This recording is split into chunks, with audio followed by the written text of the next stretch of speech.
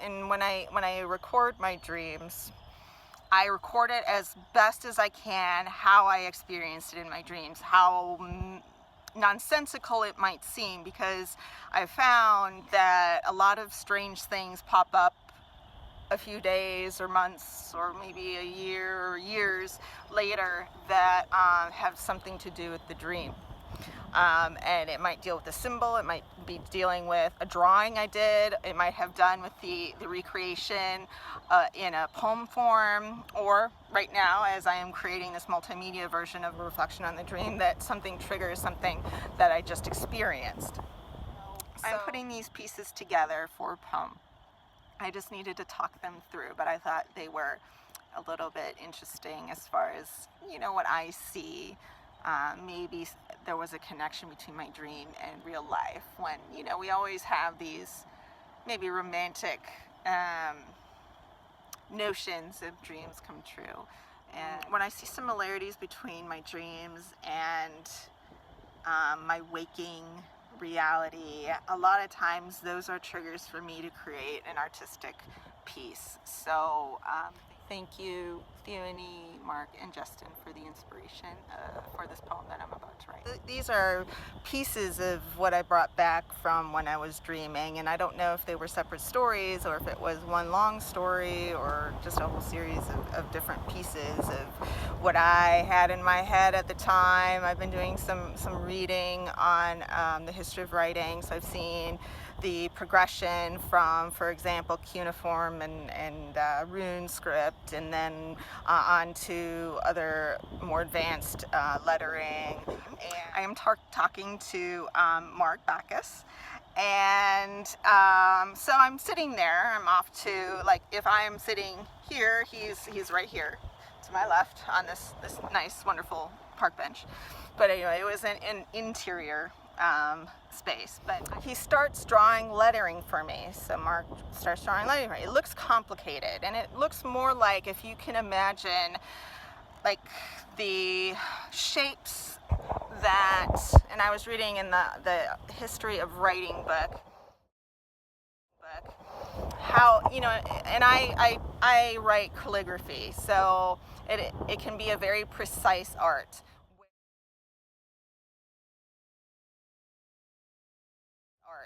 Where there are certain dimensions, and in part of this book, it shows how precise calligraphic writing was. It was like charted or graphed,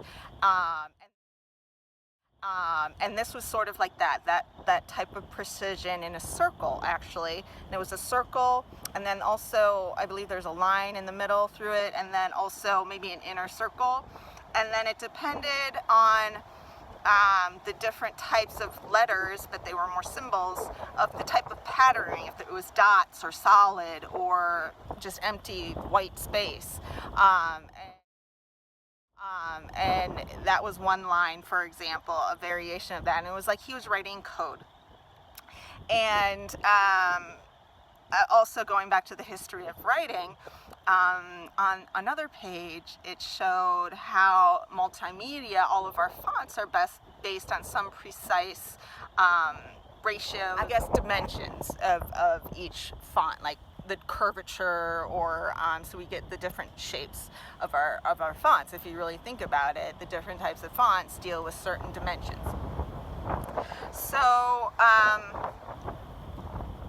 it's like he's writing code, so he's writing these symbols down, and there's various lines, and I remember at least 3 or 4 lines. There was probably more, 4 or 5, and the top 2 were these symbols, and then on the 3rd line there was runic script, which I recognized because I had been studying it.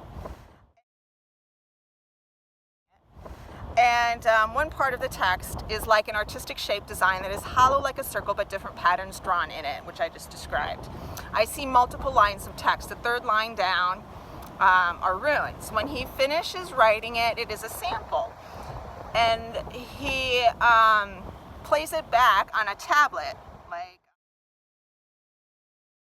like an electronic device, which has, I call it a frame, like a picture frame. It was more of a, I can't describe it. You know, you see things in dreams that are so clear to you, and then when you try to recreate them, I want this app where I can put like the designs and shapes and patterns that I see in my dreams, the colors. I want to find that exact color that I had in my dream, and then recreate it. Because when I try to draw my dreams, it's like stick creatures, and not very good stick creatures.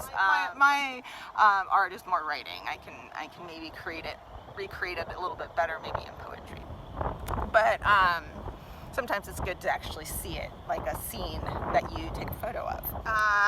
When it plays, he lifts up his tablet to show me what he's done, to play it back. Inside this tablet, that inside it you could see a large print lettering shows. I make a comment, I realize while he's playing it back for me, like the video of it, that they are overlays of different types of script or letters or fonts or glyphs.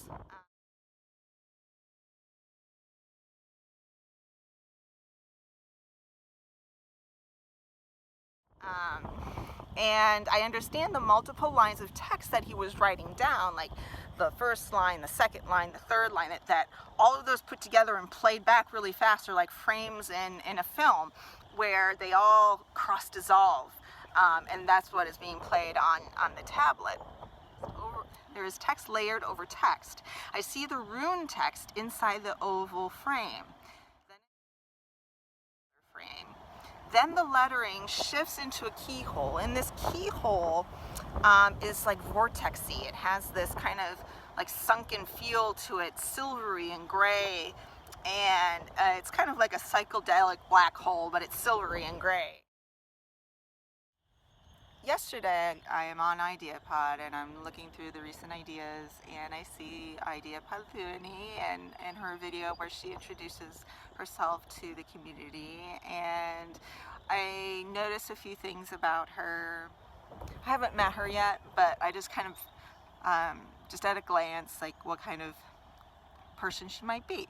I think we do this a lot of times in social media where we do not have that physical contact. So there are a lot of visual cues, auditory cues if they're on video, that we pick up on, that we interpret maybe the type of person they are. It helps kind of as an additional way before we start hearing and reading Thuani's for example, Thuani's ideas, we can get a sense of maybe what type of person she is, kind of as a greeting. And the video that she was saying hello to, and what she looks forward to bringing in these magical moments to IdeaPod, which I think are wonderful, to spread that joy that she might have with the community, her artistic views or whatever they might be.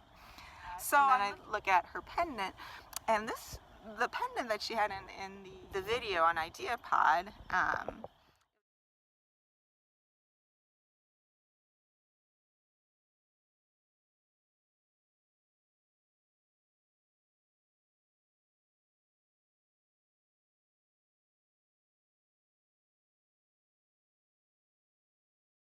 but in my dream, they were more like, if you imagine somebody sketching something, an artist sketching something very precise, it was more of a graph, like if you were considering something, drawing something very precise, kind of like in an architectural design, where the edges were very precise and very thin, fine lines.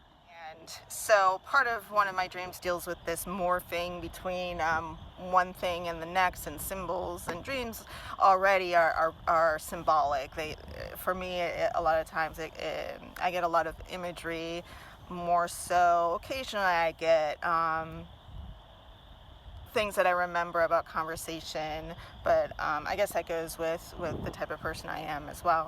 I'm a very visual person. I love symbols, always have. Art history and archaeology are two of my passions that over the years I've kept as hobbies, and so I'm very interested in history. And so part of the research I've been doing on the history of writing is I'm writing a series of poems, and part of my poem deals with a type of poet in Scandinavia called a skald, And so I'm also fascinated with runic script, because not only are these letters or glyphs, not only do they represent a sound, but they also represent a concept, and also are related to, for example, mythology. And each rune in itself tells a story. For example, in my Wandering Mind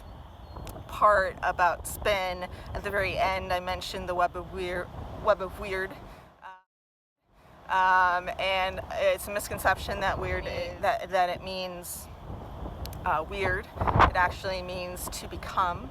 It contains all of the runic symbols in it, which is an interesting concept. All of the letters of their alphabet, which had 24 letters to begin with, 24 for symbols or glyphs, and it's all contained in this web. If you put them all together, they're all upward staves and also diagonal lines. None of it is horizontal.